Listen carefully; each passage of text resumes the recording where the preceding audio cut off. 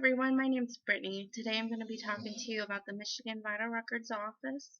There's a lot of really cool information that they keep there, and we'll go over a little bit of it today. Most people think when it comes to the Vital Records Office that it's mainly about going to get your birth record or any death or marriage or divorce records. That is what we hold there. There's a lot of information that they keep, a lot of statistics that they keep there, a lot of really cool stuff that goes on that you don't ever think or know about. Vital records started in 1867.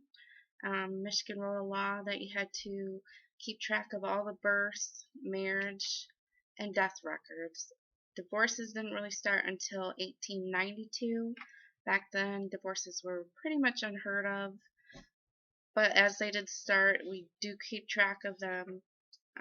There's a lot of information that the birth records keep on them, and they keep track of everything, and they all compile it into one big statistical information, but it's a lot of cool information.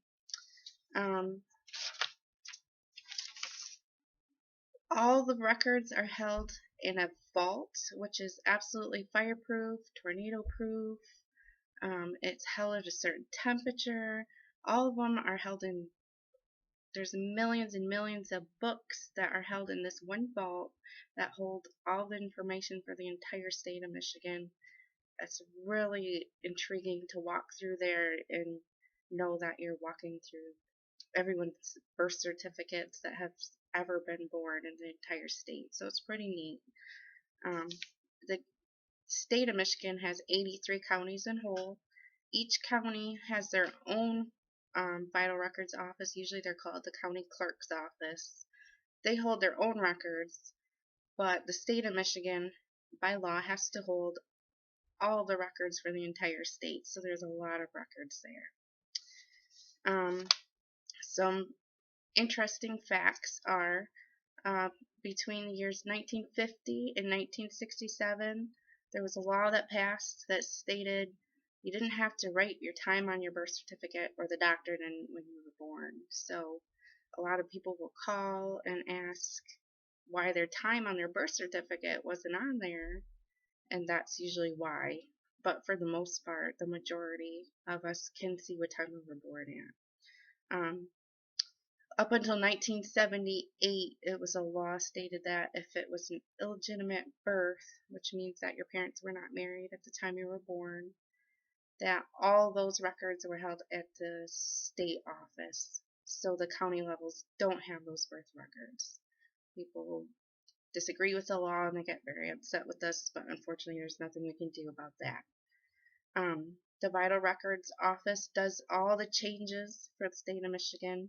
If you ever need to make a correction, there was a lot of mistakes when people fill out their birth records. It happens all the time. Those go through there. Any adoptions that take place in the state or out of state, but they were born in Michigan, those take place there.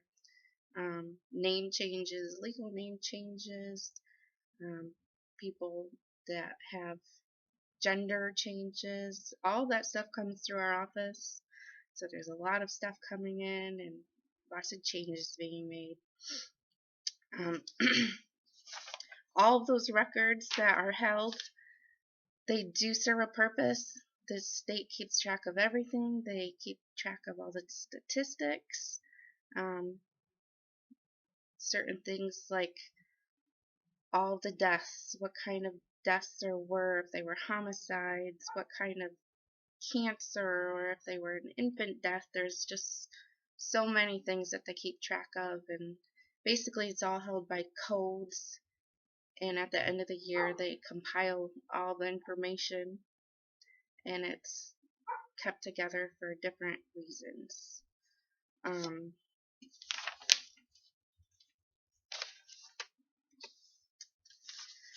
Some of the birth record information they hold is things such as if it was a live birth or a stillbirth. They keep track of how old the mom was, if she had any previous pregnancies or any terminated pregnancies. if she was a smoker or a non-smoker, what the weight of the child was at the time of birth, how old the mother was. There's so much that they keep as far as information, mainly to keep track of things such as if the mother smokes, if it causes low birth rate or different things like that. There's just so much that they can do with that. One thing they do keep track of is the age range of the mothers. I do have a graph. It is a little hard to see, but this line here, this is mothers under the age of 20. And as you can see, from 1970 to 2010, that has dropped quite a bit, which is actually a really good thing. And then this line here is the mothers between the age of 30 to 34 having children. So that rate has gone up quite a bit.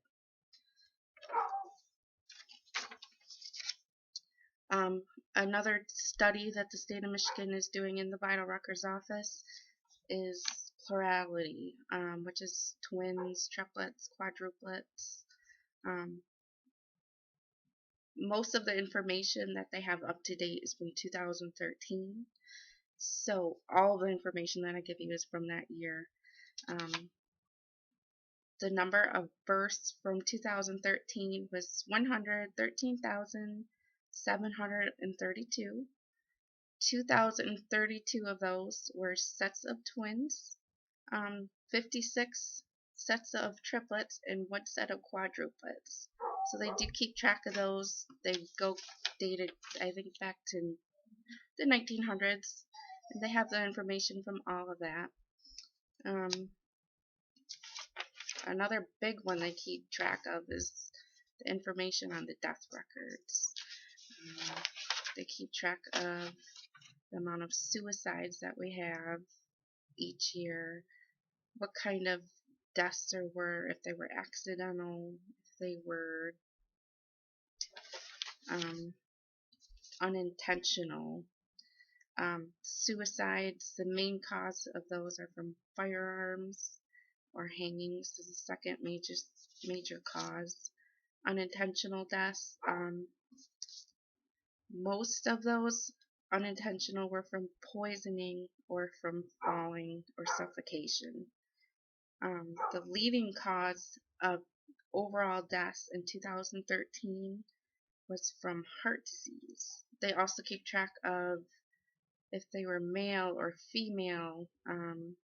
They keep track of if they died from HIV, what year they passed away from. So there's information that shows how much people have died from HIV from a really long time ago up until currently. There's a lot of different information. Infant deaths are a big one. There's a major study on sudden infant death syndrome, or SIDS, and there's a big drop from the 1980s to now. There's a big drop in the amount of deaths from SIDS.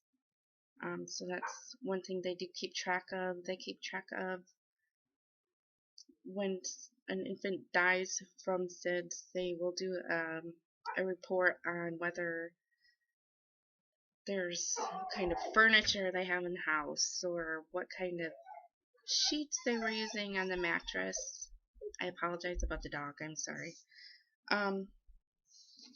Here's a graph of live births in the state of Michigan. As you can see, this big peep here is baby boomers, but from 1900 to 2010, it's kind of leveled out. Of course, there's a bigger population, so there's going to be more births, but that is from 1900 to 2010. It's pretty interesting. Another graph, well, it's not really a graph, but some cool information I have here. This is average daily statistics. So live births on average daily, there's 312 live births in the state of Michigan, 152 marriages. This is for the year 2013. 87 divorces every day. Low birth weights, 26. Accidental deaths, there's 11. 56 people on average die every day from cancer in the state of Michigan. About 4 suicides. Alzheimer's is a big study that they do as well. A lot of people pass away from Alzheimer's. Of course, there's different things that lead to the death, but Alzheimer's is the underlying cause, so they do keep track of that. 9 average daily in 2013 passed away from that. 6 average sets of twin births every day. 253 people pass away on average daily in the state of Michigan. 2 infant deaths. 24 diabetes. 66 from heart disease. As I said, that was the #1 leading cause of death. Just some pretty cool information that they keep track of there. Another big thing that they keep track of is the names. From 1950 till current, the boys' names, the 2 major names that were given the most were the names for boys, Michael and Jacob.